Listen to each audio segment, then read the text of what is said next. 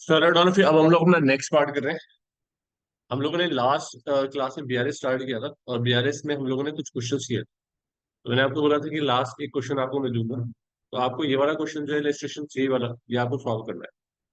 इसको सॉल्व करते हुए आपको क्या चीज का ध्यान रखना है, देखो बीआरएस में आपको इसे सॉल्व करने के लिए क्या ध्यान रखना है कि ऑन 30 दिसंबर 2006 कि दिसंबर 2006 में बैंक का बैलेंस हमारा जो बैंक का कॉलम का बैलेंस था वो था 461 of a Philips cash book short. मतलब हमें क्या निकालना है, बैंक बैलेंस निकालना है, लेकिन हमारे पास कैश बुक का बैलेंस दिख रहा है 461।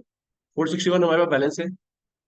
On examination of the cash book and bank statement you find that, ये फाइंड हमने करा कि cheque amount ₹630 which was issue to the creditor and enter in the cash book before 30 December 2006 were not pass presented for the payment. मतलब हमने किसी को ₹660 का check तो दे दिया है, लेकिन अभी हमें हमारे अकाउंट से कटा नहीं है।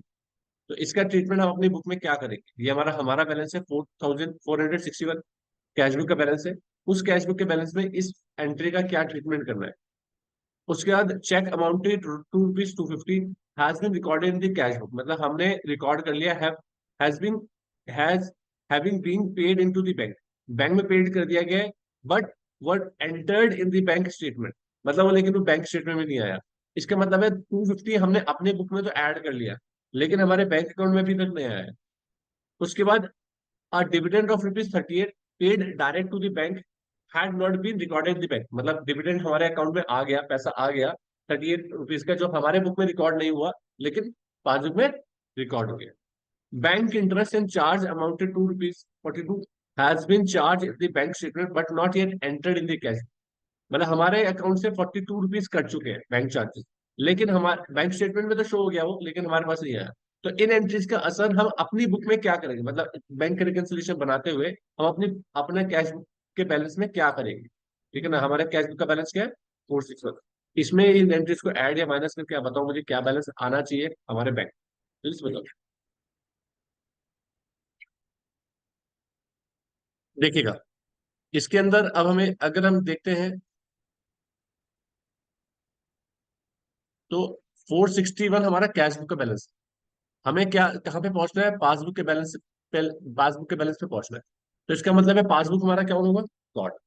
तो गॉड के हिसाब से चलना, इंसान गलती कर सकता है। तो यहाँ पर मैंने कल बताया था आपको कि ये चेक जो है वो हमने अपने अकाउंट में से तो काट दिया है, क्योंकि हमने किसी को दिया तो 630 से हमने अपने बैलेंस को रिड्यूस कर दिया, लेकिन पासबुक से रिड्यूस नहीं हुआ। तो इस वैल्यू वैल्यू को हमें क्या करना होगा, एड ऑन करना होगा। ये वाला वैल्यू हमने 250 रुपये जो हमें चेक मिला था, हमने अपने बैलेंस को बढ़ा लिया, लेकिन पासबुक में नहीं बढ़ा। तो इसे अपने पास से क्या करना होगा। उसके बाद डिविडेंड, डिविडेंड जो है ₹38 का हमें मिला, तो हमारे पासबुक में तो बढ़ गया लेकिन हमारे कैश बुक में नहीं बढ़ा। तो इसे क्या करना पड़ेगा,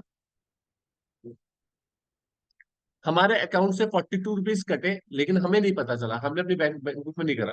तो पासबुक से रिड्यूस हुए, तो हमें अपने पास से क्या करना होगा। ठीक है, तो ये हमने इस तरीके से करा। अब इसको देखते हैं।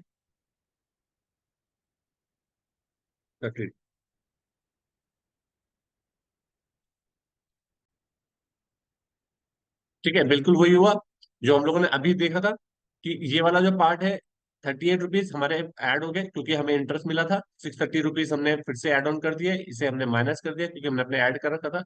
और हमारे अकाउंट से जो चार्जेस कटे वो कर गए। तो 837 इसकी वैल्यू हो गई।